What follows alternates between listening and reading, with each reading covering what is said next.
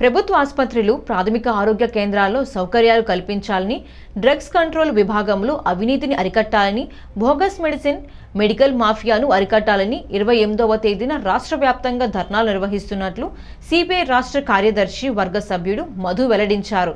స్థానిక సిపిఐ కార్యాలయంలో గురువారం జరిగిన మీడియా సమావేశంలో మధు మాట్లాడుతూ ప్రజలు భయం వల్ల త్వరగా కోలుకోవాలని మందులు వాడుతున్నారని, ఇది బడా కార్పొరేట్ వ్యక్తులకు అవగాహనగా మారిందన్నారు. నకిలీ మందులు తయారు చేసి ప్రజల ప్రాణాలతో చెలగాటమాడటమే కాకుండా మెడికల్ మాఫియా ప్రభుత్వాలను శాసిస్తోందని ధ్వజమెత్తారు. ఔషధ నియంత్రణ శాఖాధికారులు పూర్తిగా అవినీతిలో కూరుకొని పోయారని ఆరోపించారు. మెడికల్ మాఫియాను అరికట్టే వరకు సిపిఐ దశల వారీగా పోరాటం చేస్తుందని తెలిపారు. సిపిఐ తలపెట్టిన ఉద్యమానికి అన్ని రాజకీయ పార్టీలు మద్దతు పలకాలని కోరారు. సిపిఐ జిల్లా కార్యదర్శి రేఖా భాస్కర్రావు, నాయకులు K Rambabu, B Kondalarao, Chintalapudi Sunil, P Lavanya, P Trimurthulu, K Srinivas తదితరులు పాల్గొన్నారు.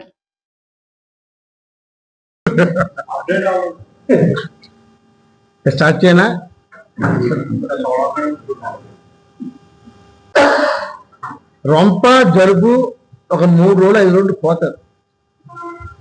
కానీ ఈరోజు అనేక నకిలీ మందులు ఇచ్చేసి ఉన్న జ్వరం కాదు కదా, వాళ్ళు వేసిన మందుల వల్ల మరింత రోగాలు వస్తున్నాయి. ఇది నేను కదా, మీరు అందరూ మా పడే స్ట్రగులే.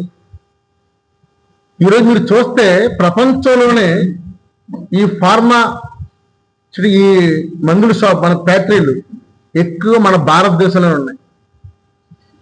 అది కూడా ఉత్తరప్రదేశ్, సిమ్లా అంటే ఈ నార్త్ ఏరియాలోనే ఎక్కువ ఉన్నాయి. మనకి హైదరాబాద్ చివరిలో ఉన్నాయి. అన్ని నకిలీ మాత్రం.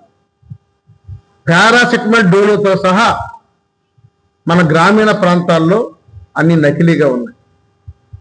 వీటిని తనిఖీ చేయవలసిన ఔషధ డ్రగ్స్ అధికారులు అవినీతి ఊబిలో కూరుకుపోయి పట్టించుకోవడం వల్ల ఈరోజు మనం పాలు అన్నామే కలిపి, ఒక్క పాలే కాదు, నువ్వు ఉదయం లేచిన కానించి పీల్చే గాలి దగ్గర నుండి, నువ్వు తిన్న ఆహారం దగ్గర నుండి, తాగుతున్న వాటర్ నుండి అన్నీ కలిపి.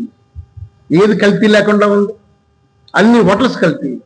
దీనికి కారణం పాలకులు అవలంబిస్తున్న విధానాలు. ఏంటి వీళ్ళకి తేడా ఏంటంటే అధికారుల పర్యవేక్షణ, అధికారులు చూడకపోవడం వల్ల, వాళ్ళ మామూలు వీళ్ళకి ఇవ్వడం వల్ల మొత్తానికి నష్టపోయేది ఎవరంటే ప్రజలు.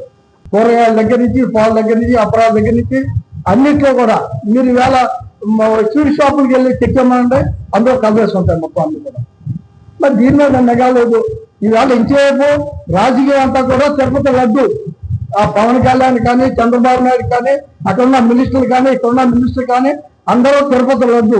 మరి దానివల్ల ఆ కొవ్వు కలిసిందని కొంచెంసేపు లేదని చెప్పు ఆ సిబిఐ రిపోర్ట్ చెప్తారు. అది బయట పెట్టడం పబ్లిక్ డొమైన్ లో పెట్టాలి కదా.